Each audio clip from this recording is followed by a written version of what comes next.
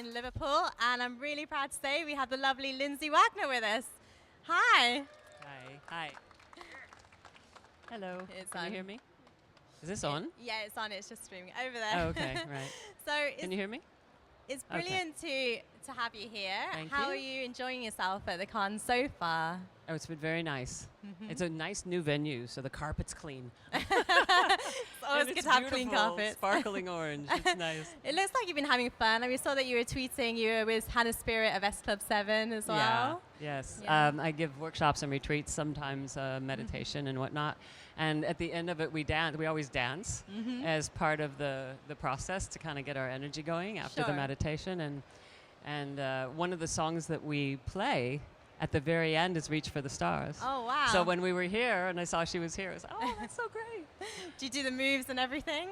Oh, just we do whatever we feel like doing. It's just really about letting go and, you know, even if people say, oh, I don't dance. So you don't have to dance. It's not about dancing. It's about No. expressing yourself to music. And yeah. And that obviously that's a large part of what you do at the moment.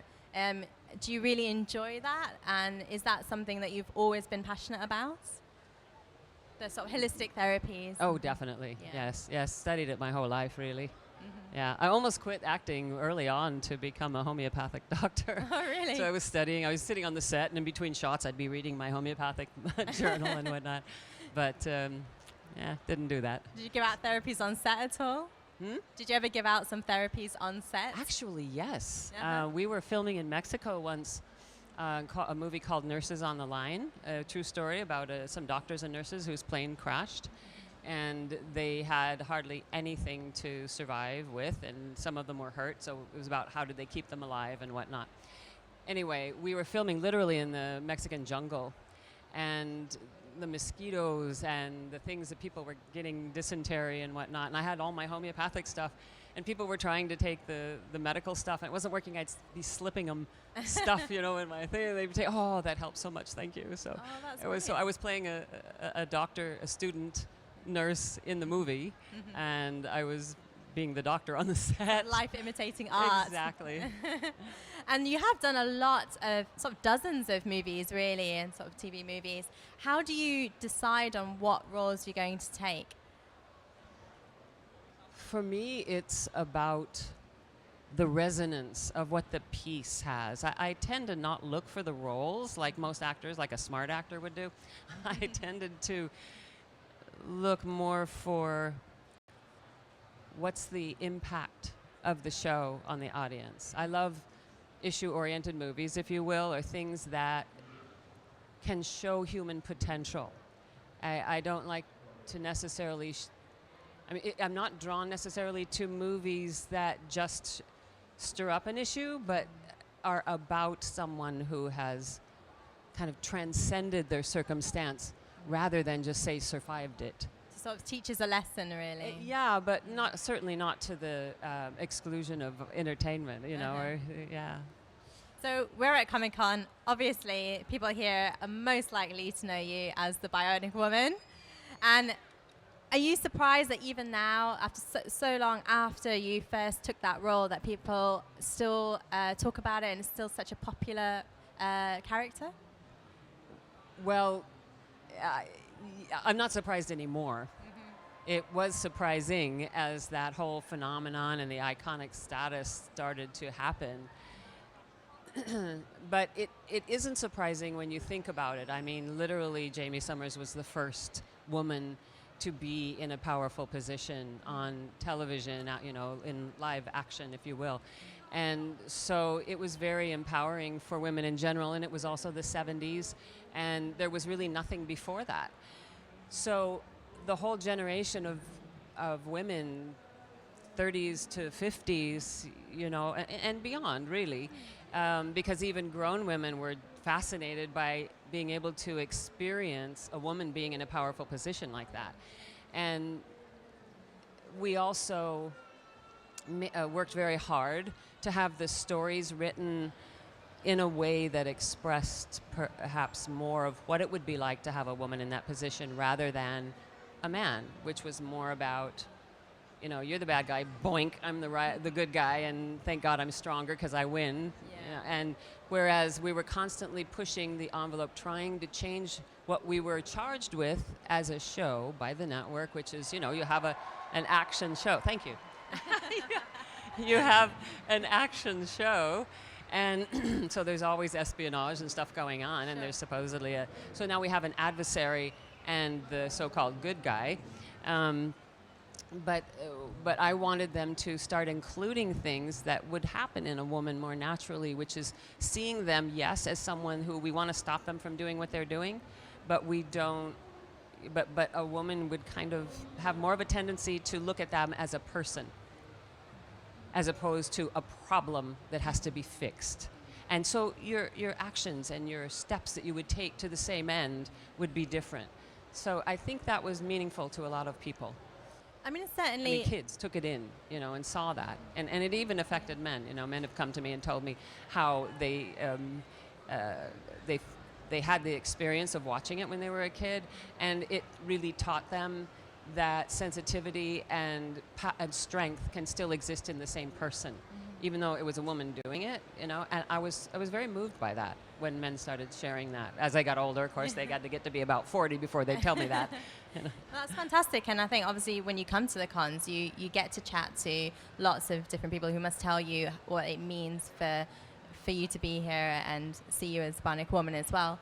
Do you have new fans coming up to you who certainly didn't watch it the first time it came out, and are now finding the Bionic woman and coming up to you as new fans saying that we love you? It's actually happening. It tickles me when these young people come up. I mean, it's not as massive as it was, of course, initially, but it's, oh, my mom sits, we watch this with my mom, and I love it. And I really, because my kids watch it and they laugh. You know, I mean, they grew up on Terminator and blah, blah, you know, whatever.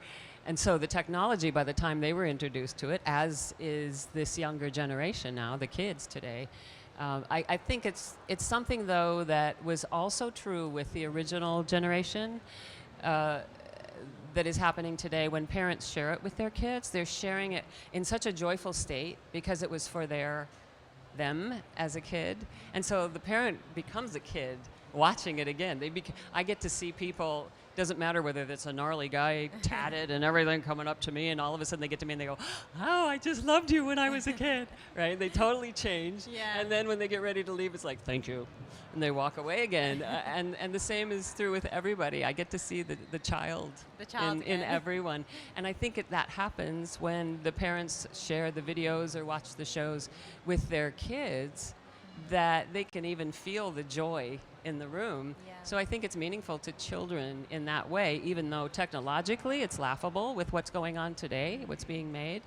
But the essence of the show, I think, still computes. So it always tickles me when a young one comes up and says, oh, can I have you? Really? You want that? And I mean, now talking about technology and advancement now, there is a resurgence at the moment of superhero shows, and with female superheroes as well, like the Black Canary. Of course, Supergirl is on at the moment. Do you think we might be able to see you in one of those shows? Probably not in that outfit. I don't know. For me, I think they're doing a good job with Supergirl, by the way. People often ask me, what do you think of the superhero women today? And I think a lot of it, and it's not the women, it's the concept of the show. There isn't much humanity in it. Again, to me, it's a woman in the role of a man. Yeah. And it's just might and fight. And that does not interest me. But so I wouldn't mind it if it was something that had some more substance, but I'm not sure how that would look. But I think they're putting a lot of humanity in Supergirl, and that makes me happy, given that it's more of a young person's show. Yeah. Of course, it's the level of violence for me. I wouldn't let my kid watch it, but that's the world today, you know. Definitely changed. Yeah. So we're going to take some questions from the audience in a moment. So if you think of a question, stick your hands up.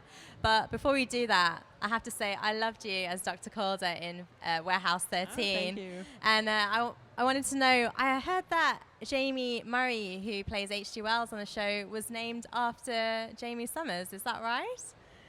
Yes, there's a lot of Jamies and Lindsays running around. As a matter of fact, that was the first time people say, well, when did you really know that you'd made it?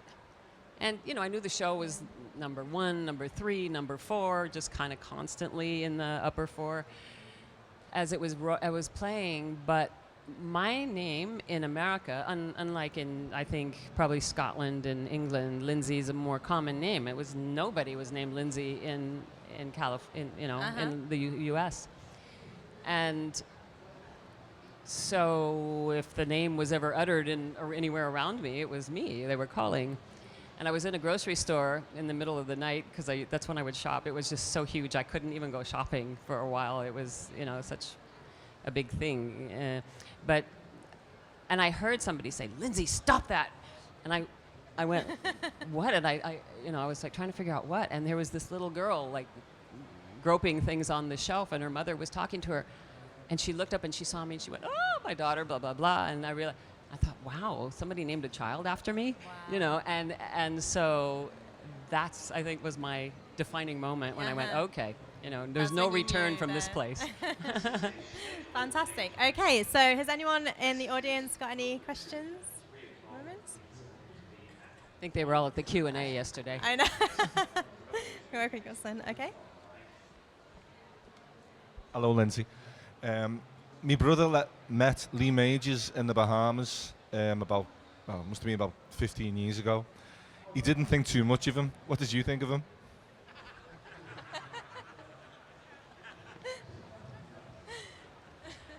Well, now, we have a great relationship, you know, yeah. I don't know. I know he's very shy and at times, and I don't know, maybe he approached him at a time when it wasn't appropriate. Who knows, you know? It's tough. It's not as easy to not have any anonymity in this world. People say, oh, it'd be so nice to be famous. But there's some real downsides to it, you know, when you're out with your wife trying to just have a nice time like everybody else. I have no idea what happened, so I don't know what to say. But we have a great relationship, and he's got a lovely wife. And we don't get to see each other very often. He lives in Texas, and I'm in California. And so, you know. But working on set with him, you know, for such a while, and even in the sort of 20 years later, then when you did the movie Bionic Showdown as well, do you must have lots of memories working with him? And do you think things changed over time? And what do you remember the most about working with Lee? So, working with Lee Majors, what particularly memorable moments do you have, especially given sort of the time frame of which you worked? Well, we didn't work together as much as people think. I think people hold that in their head in a way, especially when you grew up with both shows and you knew they loved each other and you knew that blah, blah, blah. But we hardly worked together. We only did the pilot and the next show. And then every season, which was 2.5 seasons really, three years, we would do a crossover. Yeah. And so there wasn't that much that we did. It wasn't until we did the movies, the movies where we did significant work together. And, you know, we were young. We were older by that time. It was hectic doing a series. You know, everybody gets grumpy. You know, he was grumpy. Sometimes I'd be grumpy or whatever. It's just hard work and exhausting. And we were the sole characters in it as well. So we were in every single shot, you know, so... And you worked with a young Sandra and then Bullock. later, you know, people get older and they kind of tend to mellow, and it's easier because it wasn't, you know, now 3 years into 16, 18 hours a day working and stuff like that. And it's like we get to come together fresh, so it's always nicer later. And now we just have a ball because there's no pressure. We we do whatever. Yeah. And you worked with a very young Sandra Bullock in one of those movies.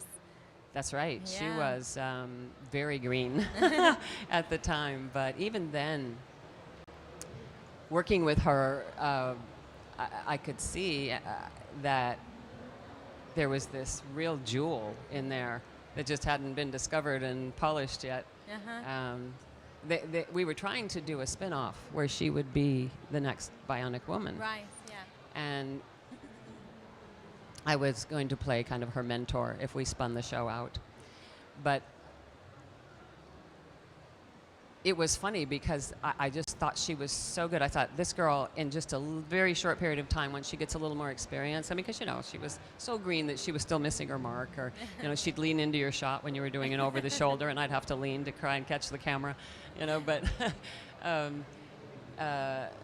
but she has such a natural ability with comedy. She's very funny naturally, and so we went back, and they said no, they weren't going to make the series. And I said, why? That's crazy. And they said, well, we don't think that she can hold a show.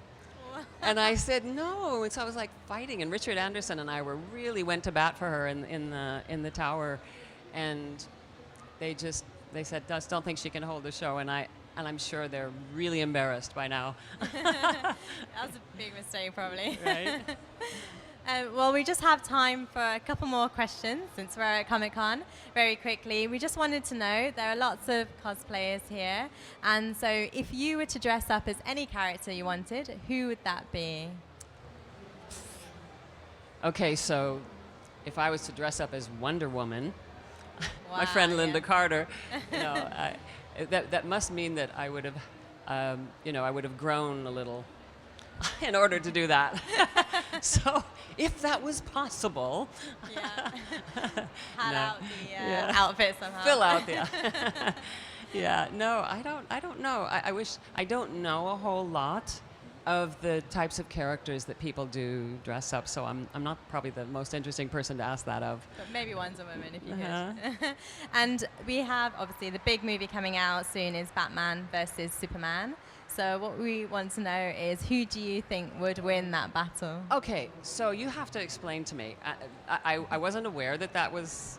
I mean, I heard bits and pieces, but I really don't understand it. So I don't understand, why are two good guys fighting each other? What is that about? They're both Well, supposed to be the good guy hero. Why that's are they true. fighting each other? I know. It's hard for me to even answer the question, Yeah. although I picked Superman, I must say. Team Superman. Just there's a lighter feeling to him, but, you know, who knows? Today, our movie culture can turn anything dark. So That's to so turn Superman dark too? Oh, fine, you know, whatever. But I guess that's who I would pick. But what's Team the deal Superman. with that? Why I are they know. fighting each other? Come on, somebody Exactly. tell me. What's up with I guess that? that's what we need to Nobody watch the movie gets- to find out. Nobody gets to say sacred. No. Well, thank you so much for talking to us. It's been a pleasure. Everybody say thank Thank you you. to Lindsay Wagner. Thank you.